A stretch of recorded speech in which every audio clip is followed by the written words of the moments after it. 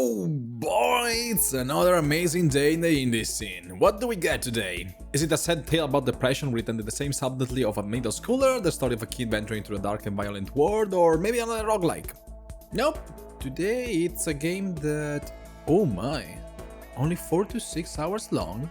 And it's a horror sci-fi? Sign me up! You guys can keep going after your 200 hours copy-pasted open worlds. I've got bills to pay and work to do, and I want something short and sweet. But please don't do this. Like a Netflix series that can be binged in one short session. This is the kind of marketing that reeks of desperation. Not to mention that associating your product to Netflix would have worked like 3 years ago. But now all it means to me is that I'm expecting an open-ended final cutscene for a sequel that will never be made. Alright, let's not fuck around anymore. Time to see what this game is all about. Alright, forced to walk in the tutorial, one of the things I hate the most, but okay, look at the graphics in this prologue. They clearly put some effort into this. It must get better.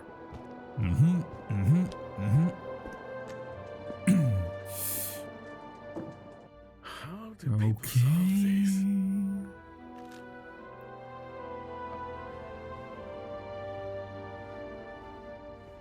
When do I get to run here?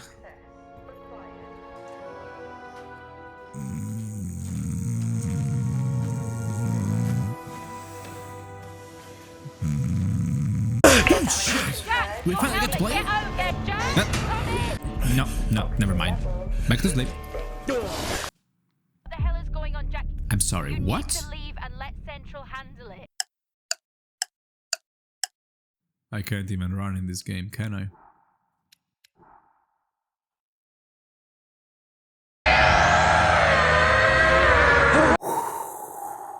Okay, keep it together. Fuck staying calm. Alright, fine then. Fourth Solis is the kind of game that makes me hate video games. Just like The Last Worker earlier this year, it's a product that hides itself behind some nice textures and big names. Except The Last Worker at least made you do something, while Fourth Solis offers absolutely nothing of substance. The gameplay consists entirely of walking around this massive and completely empty space station at the slowest speed the game engine can handle before the CPU starts going back in time and attempt to resuscitate Skynet, so that the developers of this thing are never allowed to create a video game ever again. And normally I wouldn't even pile so much onto an indie project, but indies are supposed to be the ones pushing for new ideas or genuine experiences. Instead here you have the worst the AAA industry has promoted for the past few years. And if it wasn't for the fact that I hated this game so much, I wouldn't even review it, because it's honestly so hard to review it, because there's barely anything to talk about. In this game, you walk, you read notes, you watch some vlogs, do quick time events, and boom, that's it, rinse and repeat. There's no variation to the formula in 4 hours. And what's truly remarkable, however, is how many things still manage to go wrong despite the fact that the game barely has any feature. The movement is stiff and unresponsive, the minimap is too small and confusing to be of any use, but when the level design gets too shallow, it's easy to get lost and waste 10 minutes just because you took the wrong corridor. And I have to go back now. The animation switch between smooth to PS2. The camera can do this. Whoa. If you interact with the environment during a conversation, you are going to cut it short, no matter how important it was. They first introduced type, it seems in working order. We're gonna pretend you're wearing yours? Standard issue. The quick time events are unintuitive, and during action sequences they can get so bad they should be considered a war crime. But hey, at least the devs realized they completely fucked up with those, okay? They worked on a solution. What do you think they did? Oh, it's simple. You just don't get the game over even if you fail them. Watch out. No, okay, he's fine. Now he's dead.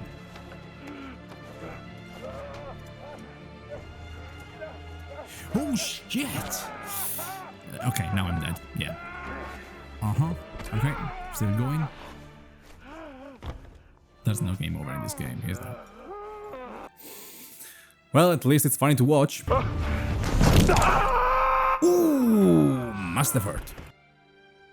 Oh, but thank God there's a button for photo mode, so I can take a picture when I hang myself. Oh, but I like working sims with slow burn stories. Okay, stop right there. First of all, this is not a slow burn story, okay? Unless you mean that I'm getting my balls slowly burned to a crisp whenever the characters have some joke to make. But let's introduce them, shall we? You are this Count Isaac Clarke, an engineer deployed on Mars along with his girlfriend Jessica. One of the stations goes in lockdown and he goes to investigate. That's it. A classic template, old as time maybe, but still, usually reliable. Unfortunately, whenever the game tries to create the tiniest sense of dread, the entire thing is ruined by these two absolute cretins who must have attended the Marvel School of Character Arcs since they never shut up. No matter how tense or dramatic things get, every 5 seconds they need to have a funny comment or spit out some quippy, sarcastic line, and no amount of good voice acting is gonna salvage this. What are you doing, Jess? Just picking up a man's fucking arm, that's what. I found Officer Taylor's SIA. He's not in it.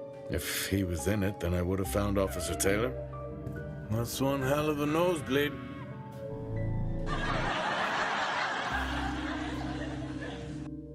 Like, for fuck's sake, like, look here! This dude just saw a woman dying in front of him literally 2 minutes ago. And now he goes, What? It's after midnight. I'm officially on vacation. fucking sociopath.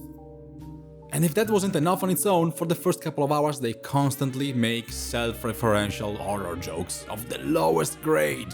At least Solar had a more engaging premise. Dead Solar. Yeah, It was just an idiot clearly searching a haunted station. still no sign of anyone. What could they be? Maybe they're cursed to forever walk the surface of Mars feeding on brains. The writers must have probably thought, oh, look at us, making fun of horrors in a horror game. Quirky quirky, ho ho ho, please love me mommy.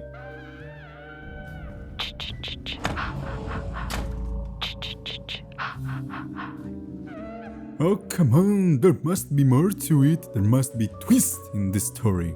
The only twist was the one my head did whenever I realized I didn't find one of the mandatory batteries required to open some doors. It happened only twice and it still made me go,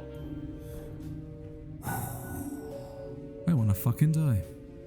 Cause I knew I had to backtrack to search for it and that meant I would have to play Fort Solis even longer. But okay, twists, plot, what the hell is going on? Is it aliens? Is it Twitter users? That's the big mystery.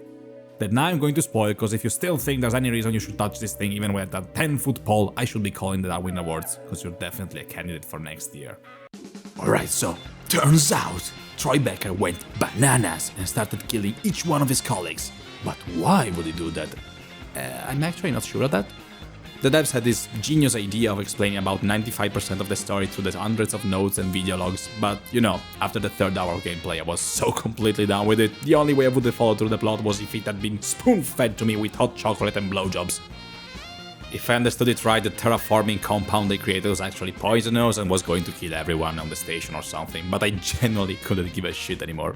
Fort Solis makes me wonder what qualifies as a video game. I spent 4 hours with a gamepad on my hands, but I still didn't feel like I was neither playing nor enjoying a story. If it wasn't for the fact that sometimes you have to turn left or right, this entire game could probably run on its own by locking your analog stick with some glue and let it go on its own.